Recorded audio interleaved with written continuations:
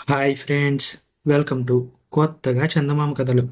ఈరోజు మనం రంగన్న విశ్వాసం అనే కథ చెప్పుకుందాం. పూర్వం గోదావరి తీరాన చల్లపాలెం, తెల్లపాలెం అని రెండు జమీందారీ గ్రామాలు ఉండేవి. రెండు గ్రామాల జమీందారులు దూరపు బంధువులు, స్నేహితులు కూడా. అందుచేత వారు ఒకరినొకరు చూడవచ్చి కొన్నాళ్ళు ఉండి వెళ్ళిపోతూ ఉండేవారు. ఒకసారి ఇలాగే చల్లపాలెం జమీందారు తెల్లపాలెం జమీందారును చూడ్డానికి వచ్చాడు.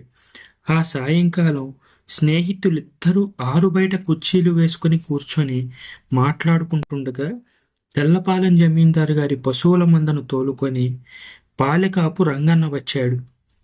రంగన్నను చూస్తూనే యజమాని, మన పొట్టేలెక్కడ్రా అని అడిగాడు. వస్తుంది దొర అని రంగన్న గట్టిగా ఏలవేశాడు. వెంటనే ఒక తెల్ల పొట్టేలు మెళ్ళో మువ్వలు మోత చేసుకుంటూ చెంగున దూకుతూ వచ్చింది. అది ముందు రంగన్న దగ్గరికి వచ్చి తర్వాత తన అసలు యజమాని దగ్గరగా నిలబడింది. జమీందారు జేబులో నుంచి గుప్పెడు పచ్చి శనగలు తీసి దానికి మేపాడు. శనగలన్నీ తినేసి పొట్టేలు వెళ్ళిపోయింది. జమీందారు తన అతిరిగేసి చూసి, నాకు మిగిలిన పశువులన్నీ ఒకెత్తు, ఈ ఒక్క పొట్టేలే ఒకెత్తు. ఇవాళ దాన్ని 1000 రూపాయలకి ఎవరైనా కొంటానన్నా నేను అమ్మను. ఎందుకంటే అలాంటి పొట్టేలు ఈ చుట్టుపక్కల ఎక్కడా లేదు. నిజానికి దాన్ని అలా పెంచి మచ్చిక చేసిన కీర్తి మా రంగడికే దక్కాలి. వాడిలాంటి విశ్వాసం గలవాడు అసలు ఇంకెక్కడా ఉండడు అన్నాడు. ఈ మాటలు విని చల్లపాలెం జమీందారు గారు వేళాకోళంగా నవ్వారు. మీకేమన్నా పిచ్చా? నౌకర్లకు విశ్వాసం ఏంటి? అందరూ దొంగ వెధవలే. అవకాశం దొరికితే చాలు మోసం చేసేస్తారు అన్నాడు. తెల్లపాలెం జమీందారు ఈ మాటలకు ఆశ్చర్యపోయాడు. రంగడు అటువంటి వాడు కాదు. వాడి సంగతి నాకు బాగా తెలుసు. ప్రాణం పోయినా అబద్ధం ఆడడు అన్నాడు. ఏంటి మీరనేది? వాడు మీతో ఎన్నడూ అబద్ధం చెప్పనే లేదంటారా అని అడిగాడు అతిథి. ఎప్పుడూ వాడు నాతో గాని ఇంకొకరితో గాని పల్లెత్తు అబద్ధం కూడా చెప్పలేదు అన్నాడు తెల్లపాలెం జమీందారు. మీ అమాయకత్వానికి నాకు నవ్వు వస్తుంది. నాకొక్క 3 రోజులు గడువు ఇవ్వండి. వాడు మీతో అబద్ధం చెప్పినట్టు నేను రుజువు చేస్తాను. ఏమంటారు అన్నాడు అతిథి బిగ్గరగా నవ్వుతూ. మీరు ఎన్నటికీ రుజువు చేయలేరు అన్నాడు తెల్లపాలెం జమీందారు. ఇద్దరూ కొంచెం సేపు రెట్టించుకొని చివరికి పందెం వేసుకున్నారు. రంగడు అబద్ధం చెప్పినట్టు రుజువైతే చల్లపాలెం జమీందారుకు తెల్లపాలెం జమీందారు 1000 రూపాయలు ఇవ్వాలి. రుజువు చెయ్యలేకపోతే చల్లపాలెం జమీందారే తెల్లపాలెం జమీందారుకు 1000 రూపాయలు ఇస్తాడు. మీ దగ్గర తప్పకుండా 1000 రూపాయలు గెలుచుకుంటాను. కానీ మన పందెం గడువు దాటేదాకా ఈ విషయం మన ఇద్దరికీ తప్ప మూడో వాడికి మాత్రం తెలియనివ్వకూడదు అన్నాడు అతిథి. తెల్లపాలెం జమీందారు ఇందుకు సరే అన్నాడు. చల్లపాలెం జమీందారు గారు ఆ రాత్రి తన నౌకరు సోమన్నతో సంగతంతా చెప్పేశాడు. ఏరా సోముడు, మనం పందెం గెలవడానికి ఏదైనా తిరుగులేని ఉపాయం చెప్పగలవా అని అడిగాడు. సోమన్నకు పెద్ద చిక్కే వచ్చిపడింది. సాయం చేస్తానంటే తాను మోసగాడినని యజమాని దగ్గర ఒప్పుకున్నట్టు అవుతుంది. అందుచేత వాడు, నేను తమరికి సలహా ఇవ్వగలపాటి వాడినా దొర అన్నాడు. సోమన్న ఎందుకు తటపటాయిస్తున్నాడో జమీందారుకు పూర్తిగా అర్థమైంది.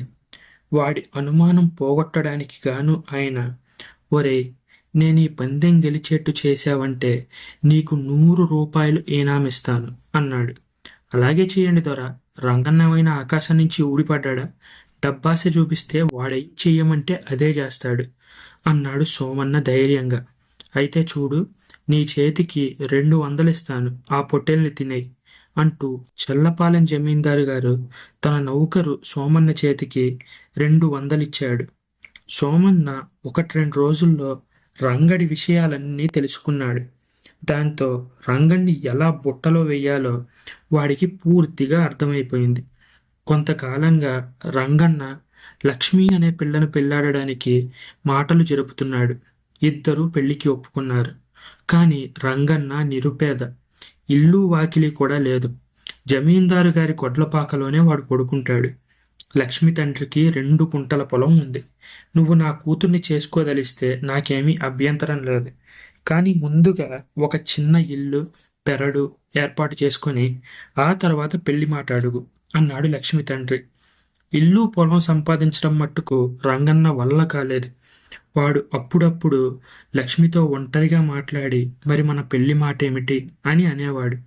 లక్ష్మి తన తండ్రి అన్న మాట జ్ఞాపకం చేసేది. రంగన్న తల వంచుకుని వెళ్ళిపోయేవాడు. ఈ సంగతి సోమన్నకు తెలియవచ్చింది. వాడు లక్ష్మి ఇంటికి వెళ్ళి ఆమెతో ఒంటరిగా మాట్లాడాడు. నువ్వు రంగన్న పెళ్లి చేసుకుంటున్నారంటగా, నేను విన్నానులే. చక్కటి సంబంధం అన్నాడు సోమన్న. ఏం పెళ్ళో ఏంటో, నేను బతికుండగా అయ్యేట్లేదు అని లక్ష్మి సంగతంతా సోమన్నతో చెప్పింది. సోమన్న ఆశ్చర్యం నటిస్తూ, అయ్యో, ఈ పాటి భాగ్యానికే పెళ్లి వాయిదా వెయ్యాలా? 200 పారేస్తే ఇంత కొంప పెరడు కొనవచ్చు కదా అన్నాడు. ఆ 200 లేకే కదా ఇంత అవస్థ పడడం అన్నది లక్ష్మి. లేకపోవడం ఏంటి? నువ్వు కూడా అమాయకంగా మాట్లాడతావు. ఆ తెల్ల పొట్టేలును నాకు అమ్మమను, ఈ క్షణాన 200 కురిపిస్తాను అంటూ సోమన్న బొడ్డు నుంచి రూపాయల సంచి తీసి గలగలా గలగలాలాడించాడు. లక్ష్మికి రూపాయల చప్పుడు వినగానే ఆశ పుట్టింది. ఇది జమీందారు గారి పొట్టేలు కదా, రంగన్న ఎలా అమ్ముతాడు అని అన్నది ఆమె. అదే పిచ్చి. ఆ పొట్టేలు రంగన్న సాకింది. ఏ లెక్కన జమీందారు గారిదైంది?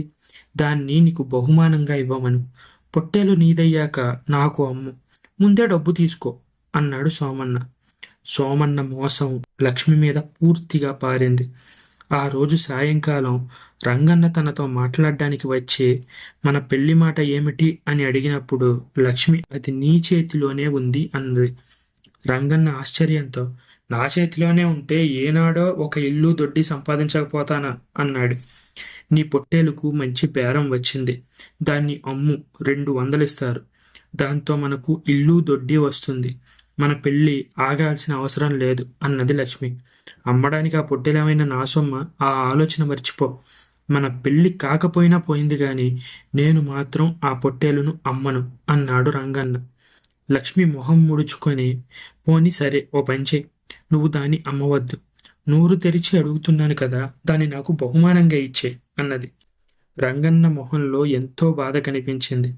లక్ష్మి, నీకోసం నా ప్రాణమైనా ఇస్తాను, కానీ ఆ పొట్టేలునివ్వలేను. ఏమీ అనుకోవద్దు అంటూ రంగన్న వెళ్ళడానికి వెనక్కి తిరిగాడు. లక్ష్మి కంటనీరు కారుస్తూ అతన్ని వెనక్కి పిలిచింది. నాకు నువ్వింత అన్యాయం చేస్తావనుకోలేదు. నేను నోరు తెరిచి అడిగితే పొట్టేలునివ్వకపోతావా అనే భ్రమతో ఆ పొట్టేలును బేరం పెట్టి నేను సొమ్ము కూడా ముందే తీసేసుకున్నాను. ఇప్పుడు నాకు ఆ పరువు కాస్త పోతుంది అంటూ రంగన్నకు రూపాయల మూట చూపించింది. రంగన్న క్షణం పాటు నిర్ఘాంతపోయాడు. నీకు ఈ డబ్బిచ్చిన మనిషి ఎవరు అని అడిగాడు అనుమానంగా. చల్లపాలెం జమీందారు గారి మనిషి సోమన్న అన్నది లక్ష్మి. రంగన్న కొంచెం సేపు ఆలోచించాడు. నీ పరువు నేనెందుకు తీస్తాను లక్ష్మి? ప్రాణం పోయినా మాట పోకూడదు. రేపు మధ్యాహ్నానికి ఈ పొట్టేలును నేను నీకు ఇచ్చేస్తాను. నీ మాట నువ్వు నిలబెట్టుకో అన్నాడు. మర్నాడు సాయంకాలం లోపల తెల్లపాలెం జమీందారు గారి పొట్టేలు చల్లపాలెం జమీందారు గారి పరమైంది. ఆ సాయంకాలమే ఇద్దరు జమీందారులు మామూలు ప్రకారమే ఆరు బయట కూర్చుని ఉండగా రంగన్న మందను తోలుకొని అటుగా వచ్చాడు. తెల్లపాలెం జమీందారు గారు జేబులో చెయ్యి పెట్టి శనగలు తీస్తూ, పొట్టేలేదురా అన్నాడు. దాన్ని నిన్ననే అమ్మేశాను దొరా అన్నాడు రంగన్న. జమీందారు కాసేపు నిర్ఘాంతపోయాడు. అదేంటి, నాతో చెప్పకుండానే ఎందుకు చేసావా పని అన్నాడు. దొరా, తొందరపడి నన్నేమీ అనకండి. నేను పెళ్ళాడదామనుకున్న లక్ష్మి మూలంగా నేను గోతిలో పడ్డాను. దాన్ని గోతిలోకి తీసిన దుర్మార్గుడు ఇంకొకడున్నాడు. వాడు మర్యాదగా పొట్టేల్ని తిరిగి ఇచ్చినట్టయితే నేను వాడి పేరుని బయట పెట్టను అంటూ రంగన్న సోమన్న కేసి ఒకసారి చూశాడు. తర్వాత వాడు సోమన్న పేరు మినహా జరిగిందంతా చెప్పాడు. అంతా విని చల్లపాలెం జమీందారు సోమన్న కేసి చూసి పళ్ళు కొరుకుతూ, దద్దమ్మగాడ, ఇదా నువ్వు చేసిన ఘనకార్యం? నేను పందెం ఓడాను.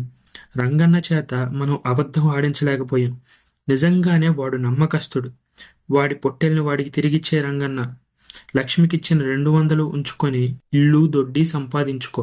మీరిద్దరూ పెళ్ళాడి సుఖంగా ఉండండి అన్నాడు. తెల్లపాలెం జమీందారు కూడా రంగన్న పెళ్లికి అన్ని విధాలా సహాయం చేశాడు. కొద్ది రోజుల్లోనే లక్ష్మికి రంగన్నకు వైభవంగా పెళ్ళయింది. ఈ కథ మీకు నచ్చినట్లయితే దీన్ని లైక్ చేయండి, మీ ఫ్రెండ్స్ అందరికీ షేర్ చేయండి. అలాగే మన ఛానల్ని సబ్స్క్రైబ్ చేసుకోవడం మాత్రం అస్సలు మర్చిపోకండి. Thank you friends.